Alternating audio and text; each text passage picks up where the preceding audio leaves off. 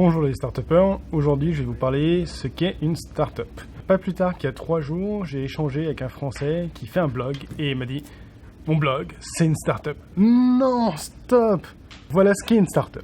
D'après Wikipédia, en anglais, une start-up a 3 éléments. 1, c'est une société qui doit croître super vite, l'hypercroissance. 2, c'est une société qui a de l'innovation. Et enfin, 3, c'est une société qui s'appuie sur un modèle économique qui est scalable, donc qui a la capacité de croître aussi extrêmement vite. C'est ça une start-up.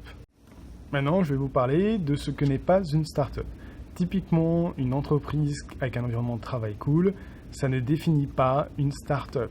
Récemment, on est venu me présenter un indépendant qui travaille pour un grand groupe. On me dit « Ah, il faut que tu le vois, c'est un start-upper ». Bon, il est seul, mais il travaille en mode start-up.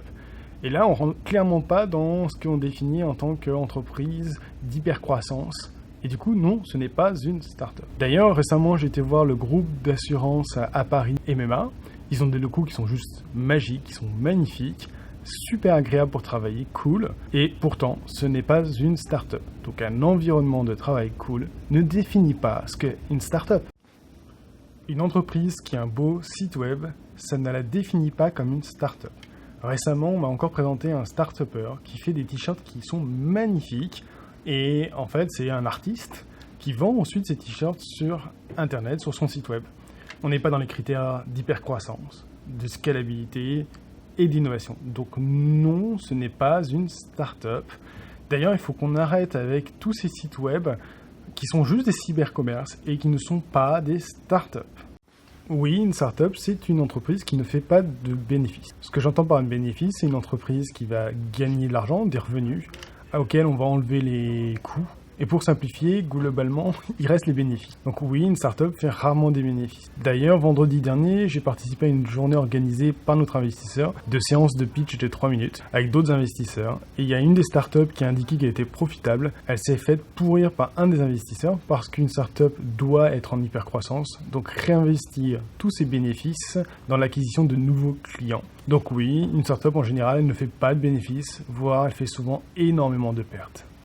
Alors, comment une start-up gagne de l'argent ? Bien par l'exit. C'est d'ailleurs ce qui la différencie encore d'une entreprise classique, c'est qu'un start-upper doit savoir comment on va finir son entreprise au bout d'environ 5 ans. Donc il y a 2 façons de faire. La première, c'est une mise en vente de l'entreprise.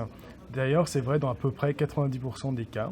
C'est comme ça que les investisseurs qui ont mis de l'argent initialement vont pouvoir récupérer leur mise, voire beaucoup plus. Un copain à moi la semaine dernière, expert en cybersécurité à Washington, a vendu son entreprise. Et donc les investisseurs ont pu récupérer leur mise. Alors évidemment l'entrepreneur aussi. Et la deuxième façon de faire, c'est par la mise en bourse des parties que possèdent les investisseurs. C'est ce qu'on appelle ici une IPO. C'est typiquement ce qu'a fait Facebook il y a environ 5 ans. Il a vendu ses parts. Et c'est comme ça notre investisseur qui était investisseur dans Facebook a pu récupérer une mise extrêmement conséquente. Ce que doit penser absolument un start-upper, c'est à l'exit.